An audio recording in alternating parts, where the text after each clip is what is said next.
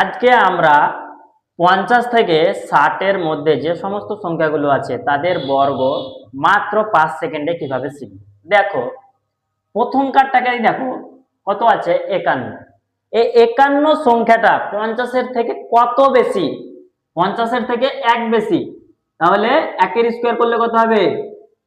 1, কিন্তু 1 লিখবো না বন্ধুরা, আমরা 0 1 লিখবো। তারপরে আরেকটা কাজ কি হচ্ছে, 25 এর সঙ্গে 1 যুক্ত করে দাও, তাহলে কত হবে?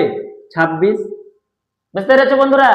তাহলে আরেকটাই দেখো, এইটাই দেখো 50, এটা কত? 53 আছে। 50 এর থেকে কত বেশি? 3 বেশি, তো 3 এর স্কয়ার করলে কত হবে? 9। কিন্তু 9 কি শুধু লিখবো আমরা? না বন্ধুরা, 0 9 লিখবো, তার সঙ্গে কি করব? 25 এর সঙ্গে আমরা 3 যোগ করব, তাহলে 25 আর 3 এ কত হবে? 28। ঠিক আছে, একইভাবে 56 এর স্কয়ারটা করো বন্ধুরা। 56টা 50 এর থেকে কত বেশি? 6 বেশি, তাহলে 6 এর স্কয়ার 36, আর 25 এর সঙ্গে 6 যুক্ত করলে কত হবে? 31।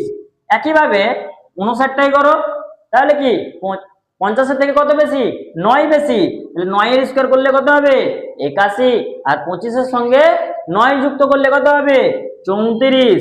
বন্ধুরা ভালো যদি লাগে তাহলে তোমরা 52 55 57 58 এই অঙ্কগুলো করবে।